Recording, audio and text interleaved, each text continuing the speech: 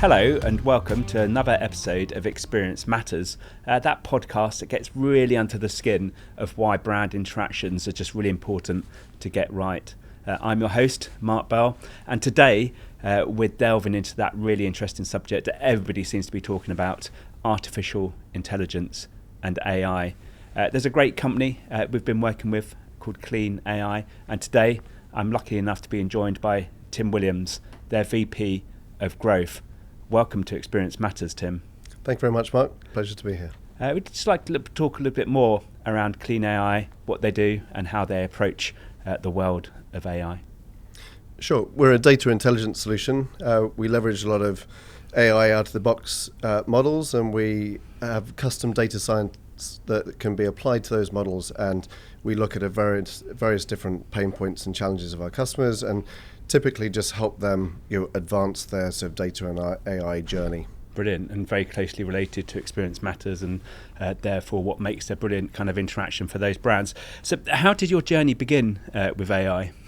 Yeah, it's a good question. My background has actually been in sort of data analytics for about 20 plus years. Used to run an influencer marketing software business, so was always been involved with algorithms and trying to make best use of data. And I think joining Clean AI, it's just propelled that into how to work with AI to move it into predictive intelligence. And so that's the really exciting part, why I joined Clean and what Clean's trying to sort of help a lot of their customer base sort of grapple with. I know it's a space which is evolving so fast. So really, just to give my kind of like experience, I've been like a cynical sort of observer of AI, and I really like the practical examples. So that's like how I approached it. Brilliant, and this whole idea of predictive intelligence is really interesting. And I think kind of we've been talking for a couple of minutes already, and we've kind of assumed the word of AI. It'd be good to kind of understand what's your definition of AI. Yeah, I try and like demystify it a bit. I think that when people are talking about AI now, everyone's mind goes straight through to sort of ChatGPT and sort of generative AI, and that's the one that people are now talking about over the past like 4 or 5 years. But we approach it with much more sort of a traditional data science and machine learning background. And so I think those are the sort of two types of AI that I talk about, and I think that there's very different use cases. And so I always like to talk about the type of AI for a particular person to achieve X, Y, and Z, so that actually everyone can contextualize what this means. When I talk to CFOs, for example, I think they just get zoned out by the buzzword of AI, and actually I do quite a lot. So I really try and bring it down to a practical level quite quickly, so that we're all sort of talking about the same kind of thing. And just expand a little bit more out on that practical level. I really liked what you said around data intelligence and stuff like that, but it'd be good to know a little bit more. Yeah, I mean, really we're looking at a lot of manual and repetitive tasks that organizations are doing, and looking at how we can automate those, but then how we can model the data and transform the data in a way which you can sort of test certain hypotheses, or just work out how you can eliminate some of the mundane and the sort of administrative tasks that a lot of people are going through, and then go to much more sort of strategic insights from the data. So a couple of examples would be, if you take a sort of a real practical finance example, there's lots of reporting that finance professionals are using still in spreadsheets, and they're asking a lot of questions and looking at all their different branches or stores if you're in retail, and asking the same questions across maybe like 1,000 stores. Obviously, automating this can enable people to set up alerts when by asking those particular strategic questions, but just in an automated fashion. So it just enables them to eliminate human error, to be able to play through an automated process how they think, and also alert them to any anomalies that would be thrown up. So that suddenly transforms the finance function from actually quite a mundane and repetitive task into actually looking forward at how they can use this intelligence to actually run the business better. Fantastic. And my mind is just going crazy kind of with that example, and obviously it improves the accuracy as well of being able to identify those things across a retail network. How easy is it all to set up? Is it something that can be done kind of overnight, or does it take weeks to do? Yeah, I think to do something like that, it's more 2 to 3 months. And really, because we're a data company, and I think we're going to speak a bit about this, but it's actually trying to sort of I think the common misconception of AI is that it's going to sort out all of your data, and you're going to be able to start moving to that predictive intelligence pretty quickly. Actually, you really need to look at the quality of your data first. And so there is an exercise with any organization to be able to look at what data you do have and start bringing in all these different data systems and data points, and look at how you can model those and start asking the really strategic questions of the data. So that typically takes about 2 to 3 months for you to move into more of to move from what has happened to what will happen, and what key decisions can we make now to actually optimize where we want to go as a business. That's brilliant, and interesting then kind of the focus on the data, and obviously that's very much your role. But who do you think in organisations is owning AI? I think you mentioned the CFO earlier. Where does the conversation start? I love this question because it reminds me of similar questions which I used to get in social media, like over the past 10, 15 years, and I'm sure you've had the same question posed to you. There are social media teams who own social media, but social media is part of everyone's lives. Yeah. And I think AI is the same. Clearly there will be some kind of ownership from an IT perspective. I think it really needs to have a commercial sponsor and someone that knows what the sort of business ROI of that can achieve, and then it tends to be the sort of individual functions and teams that obviously would like to leverage it. So for example, it could be a marketing director that wants to buy an AI solution, but the CFO would start extrapolating what the business ROI would be with the marketing director, and the IT director obviously would look at it from an implementation point of view. And I think there's a big question for businesses around buy versus build, because there's now a lot of out-of-the-box AI solutions, but there's also what are we doing internally to look at this as a strategy. Brilliant. It's the age-old question of when you look at a customer experience of who actually owns it with an organisation, and it's so interested you made that relationship back to social media, and also from a company's website. Is it owned by the marketing team? Is it owned by the product team? And hopefully we will see the rise of the chief customer officer, and somebody that can, to what you're saying, really understand the metrics needed to prove the value that we're giving back to customers, yet at the same time talk to the marketing team, talk to the product team, and talk to the innovation team. Super interesting.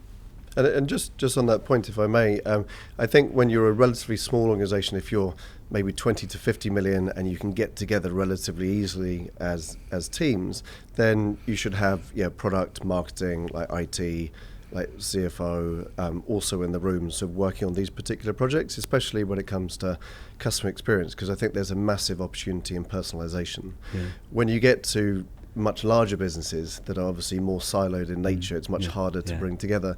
Then that's where it sometimes is less collaborative, and obviously more of a challenge to be able to get all those people in the same room. Yeah. Are you seeing interesting ways in which people are measuring the ROI of AI and how it's applied? You mentioned the example earlier around kind of a retail network and making that more seamless, but is there any more kind of specific areas you've seen around measurement of AI? Yeah, I think there's 3 areas which we see a lot of applications, and at Clean we work with a lot of retail businesses, but we also work with some B2B, financial services, manufacturing, lots of different types of sectors. When it comes to customer experience, we think there's just that massive opportunity in personalization, as I said, and to be able to stitch together some of the browsing data, how people convert from websites, all the sort of granular touch points that customers have on the way to actually purchasing, to be able to put that all together and to be able to communicate through your sort of, it could be email marketing, for example, or something relatively simple like that, to be able to personalize your email communications based upon their previous behaviours and experiences and preferences, I think is the massive opportunity in customer experience. And obviously that does require a lot of different data points to be modeled together into like a single source of truth, so you can actually start driving that predictive intelligence. That's brilliant. And is it going to hopefully get a lot better? The classic use case of you buy a loo seat from Amazon and you forever therefore recommended future loo seats. Do you see the intelligence really coming through in that kind of recommendation and personalisation to customers?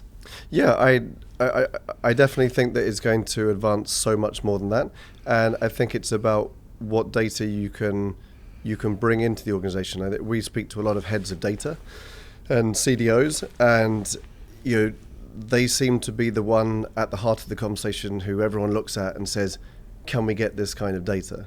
And actually a lot of the times when we're working with organizations, there's actually someone with a commercial typically the commercial sponsor going around lots of people saying, where do I find this data? Because I know we have it, but which system is it in? How do I get hold of it? How do I then connect it up to that? And then obviously once you've got the intelligence, how do you then push it back into systems where you can action that particular intelligence? Because once you've got the personalization of talking about that, if you bought a loo seat, like, are you going to sell them other stuff, or what does that customer journey look like? Then you've obviously got to start bringing it down into the practical nature of, okay, when are you going to send an email to them? Is it going to be Tuesday morning or Tuesday afternoon? What works best? How do you use cohort analysis to be able to start segmenting these, and actually what can we do as a business? Because sometimes you get these £150 million businesses that are treating customers all the same, which is absolutely crazy. And the demographics of these customers are completely different. That's amazing. And you reminded me then of, I think I saw a stat somewhere that Monday lunchtime is always the best time to send out an email. Apparently that's when people are most attentive from coming back from the work. And trust me, it's true. Come 1 o'clock on a Monday lunchtime, you'll see a lot of emails come into your inbox. And that's kind of this leading towards a slight worry around AI and the ethical use. And do you think there's enough within data protection laws to protect people and their data, and how AI is then playing it back to them? That is a fantastic question, and I think there's an EU Act coming out soon on AI, and that's going to include a lot of guidelines for companies to follow. There's definitely, at Clean, we have to be very, very thoughtful on not incorporating any biases into our models. There's obviously the concept of whether you're threatening jobs. We like to look at this as elevating people's careers and experiences, rather than, clearly if you implement a solution and 2 people are doing that full time, then some people are looking at operational efficiencies. But actually, I think even though that's true, we don't really see people making those kind of decisions. It's more, how do we take someone and be much more strategic, and how do we just all evolve together? Yeah. So there's definitely loads of ethical parts. There's also, where do you get your data from? How you treat those. There's lots of out of the box AI models that vendors can incorporate, but then use custom data science. So I think it's plagued with complexities, and I think that EU Act is going to be really, really important to actually provide some guidelines so that companies can actually start adhering, or making sure that vendors are complying with those particular guidelines. And that's great. And that point around kind of replacing jobs, what I'm seeing is AI is enabling us to do focus in, as you're saying, on the more strategic kind of roles, and not actually kind of replace us, but just shift our time elsewhere to other areas. Hopefully, we've inspired conversation here, and people are thinking about AI, and they're maybe using it at the moment. Where do you think they should start? Is it simply picking up the phone and calling Clean AI? Well, no, I'm a big believer in just giving practical steps for organizations to take some, to be able to internally make some progress without speaking to vendors or agencies. Obviously, vendors and agencies provide a lot of value, but I think it's also important to start in-house, to start talking about what your strategy is first. And I would say that there's there's cost or complexity with the different types of AI you can bring in, and there's also looking at what the business growth goals are and what are the key data challenges that is holding you back, and where could AI support some of those most important growth goals. So you can actually start looking at it from a business standpoint, or within certain teams, like what is holding us back, what is there out of the box to be able to sort of help us do our jobs better. So for example, in marketing, clearly you've got ChatGPT, and you've got opportunities to create content or have a co-pilot to be able to assist you to do that. I'm a big believer in clearly everyone's talking about co-pilots, but I don't write any of my content with ChatGPT. But if I wanted certain ideas for content, then I would just probably run it through ChatGPT to be able to just see what it comes up with and validate that against my current thinking. So I think that's an example of something which is very low cost. It's not complex, and it immediately drives value. And then there's going to be really, really high cost, massive ROI, and these like big projects. So I think the practical steps are to start working out all the different opportunities and picking off some of the low-hanging fruit. And AI is evolving so fast that even things which aren't possible now, that next step is probably going to be achieved over the next couple of years. So you've seen with ChatGPT, version 3, 4, latest versions, that it improves the quality at each particular time. So I think it's really just about being on that, I hate to say journey because it sounds a bit corny, but just incorporating it, testing that next level, and just being part of that discovery journey, but then just picking off that low-hanging fruit. And so having that internal strategy, then you can obviously speak to agencies and vendors and see what can happen. And I would say just explore, but be very mindful of what the objectives are and timelines around that. Cool. Something I really picked up that you were just saying then around actually how you use AI to validate your thoughts as opposed to generate your thoughts, and I think that's a really important point, and certainly something we're iCrossing doing is we're still creativity is still at the heart of what we do, but if needed then you can actually explore how you take that creativity further as opposed to using it to define the creativity. Exactly. And if I give you two more examples of where I think there's a massive opportunity within AI, and especially the use cases that we see with our clients. One is around marketing spend optimization, marketing attribution. So it's a significant challenge, as I'm sure I know you have lots of conversations at iCrossing with your client base around how they can optimize marketing spend, and obviously what is the return on investment or return on ad spend across the different platforms. What does good look like? Things are changing all the time.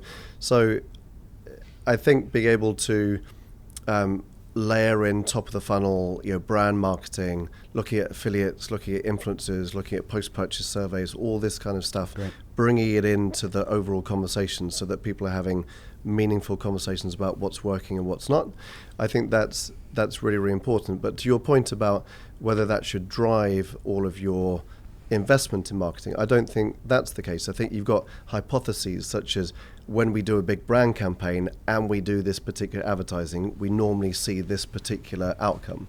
So what you can do is you can test hypotheses and you can start training the model to look at, okay, when we run a big brand campaign, which might be impressions related, but how is that going to affect the bottom of the funnel advertising? So that might be a hypothesis that everyone's got a gut feeling, or if you speak to your clients, they might say, everyone knows that when we run this happens, but there's no data to back that up.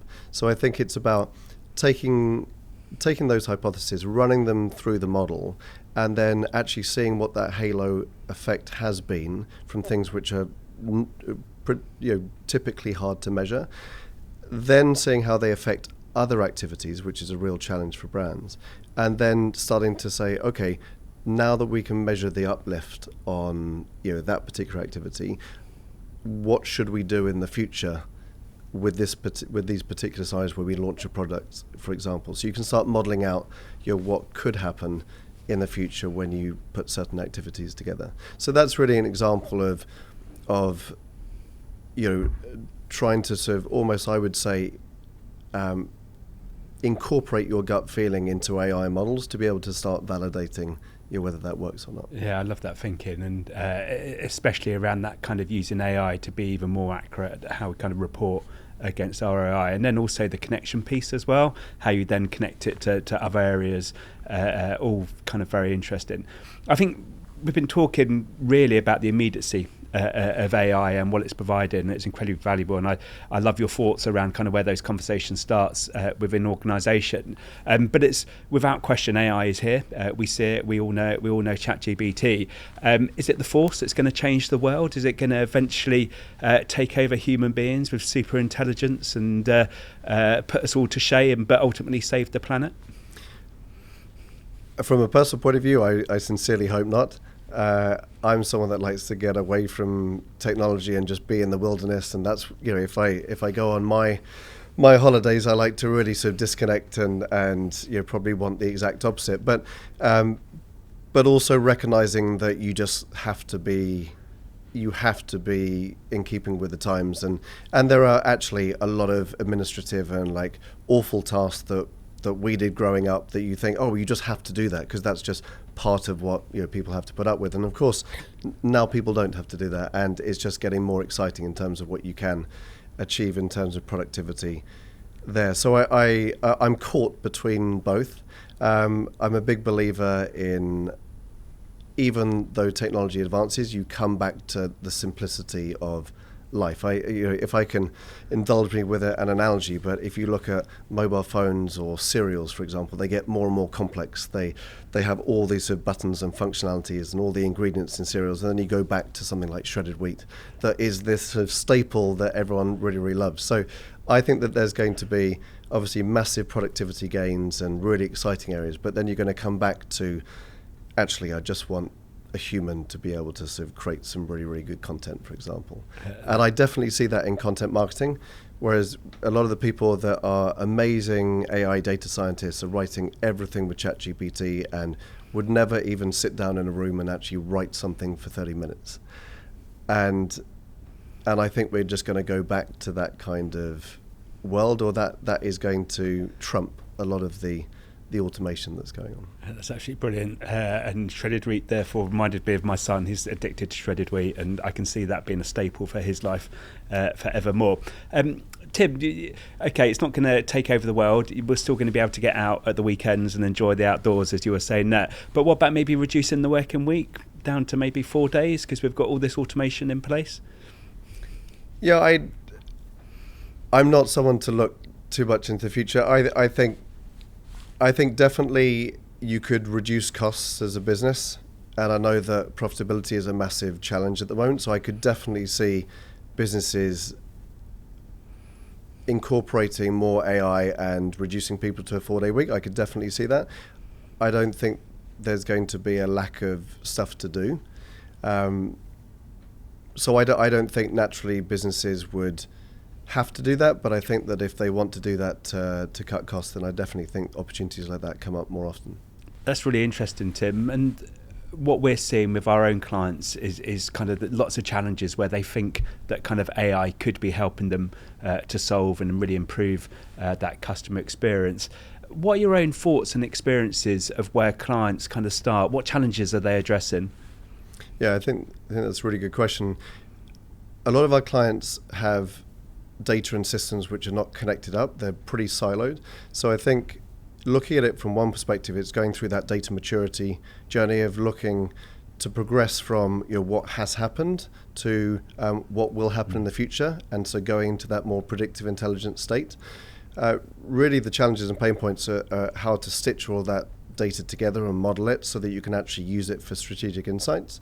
In terms of the like commercial sponsor challenges, it could be anything from not knowing how to measure marketing spend, so that speaks to a marketing attribution model. It could be lots of manual and repetitive tasks. There could be lots of reporting, say in the finance function, which is still on spreadsheets, which don't have to be done by humans. It can be automated, and then humans can obviously start like leveraging those insights to be able to work on growing the business.